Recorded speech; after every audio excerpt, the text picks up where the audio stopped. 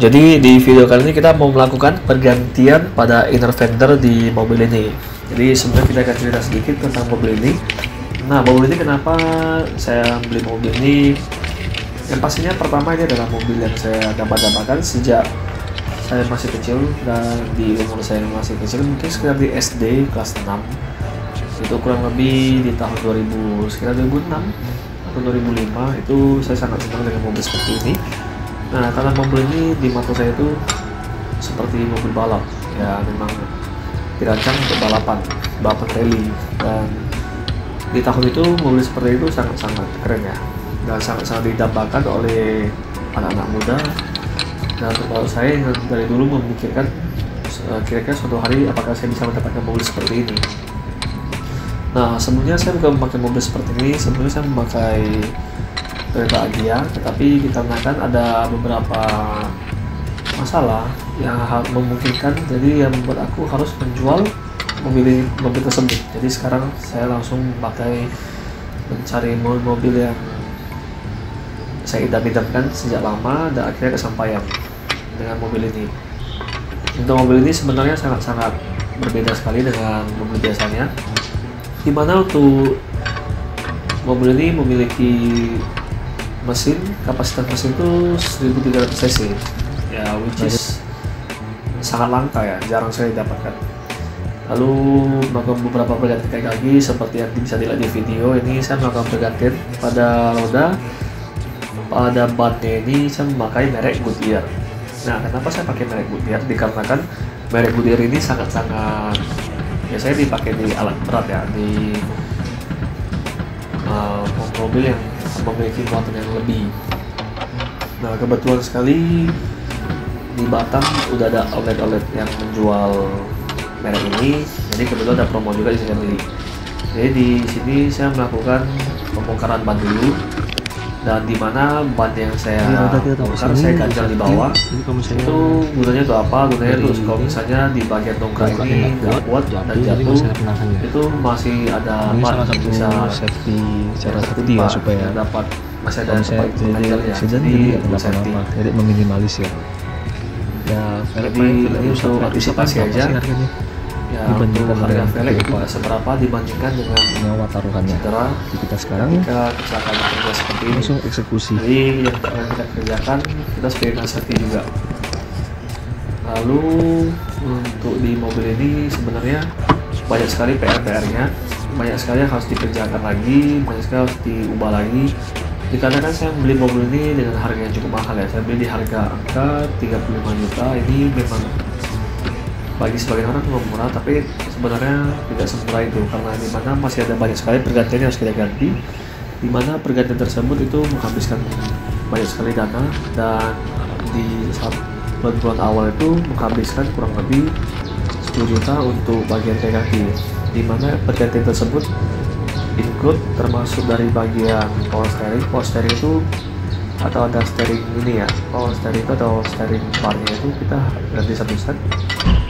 Lalu kita ganti juga bosing-bosing karet-karet yang ada di depan mobil, itu diganti semua. Pirut juga diganti. Lalu untuk pengereman juga diganti. Dan di sini kaki ini sebenarnya setelah diganti kan, karena masih ada banyak karet-karatan, jadi mungkin saya melakukan pengecatan juga. Jadi kita melakukan amplas dulu, setelah di amplas baru kita melakukan pengecatan. Lalu untuk piringan dari cakram ini juga ada masalah kemarin, jadi nggak rata untuk piringannya, jadi kita melakukan pergantian juga. Mudah-mudahan lebih tepatnya kita bubut.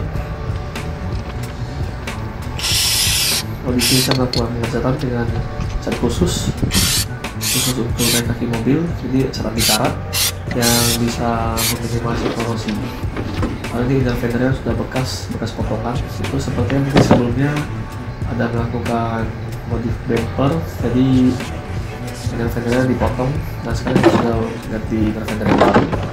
Lagi proses. Inner fender baru ini harganya untuk ini dan kanan itu harganya 750, itu harganya lumayan mahal ya, saya beli di online belum termasuk ongkir.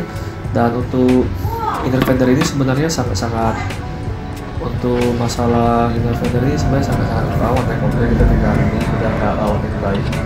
karena kan kalau misalnya nggak dibuat intervendernya itu bolong, air itu bisa masuk ke bagian dalam mesin. Jadi elektronik sensor yang itu takutnya dikarenakan mobil tua sudah diproduksi sejak 1997, pasti banyak sekali karet-karet yang kertas. Jadi dikhawatirkan kalau misalnya hujan itu airnya bakal cepat masuk ke dalam dan kena elektronik di dalam.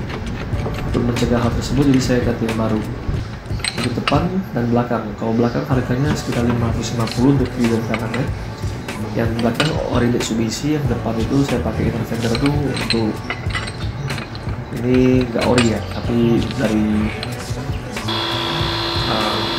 yang lain, dari aftermarket. Nah setelah itu saya melakukan ujian mobil dan motor juga, karena dikarenakan harus melakukan perawatan juga di mobil ini. Lalu saya juga melakukan pengetesan coating.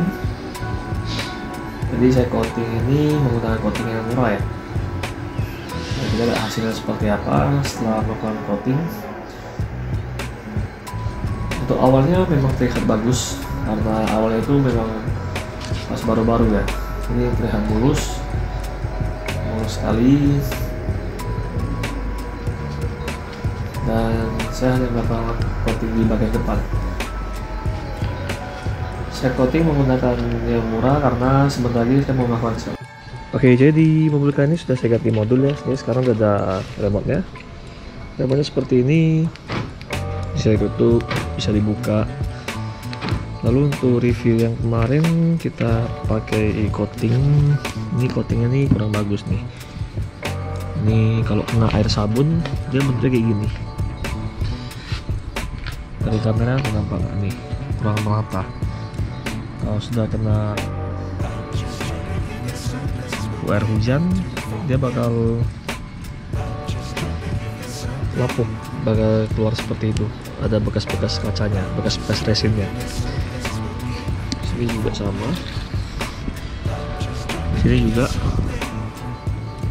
Jadi bakal merusak cat. Dan parahnya lagi, saya belinya tuh lumayan banyak untuk cairan coating ini.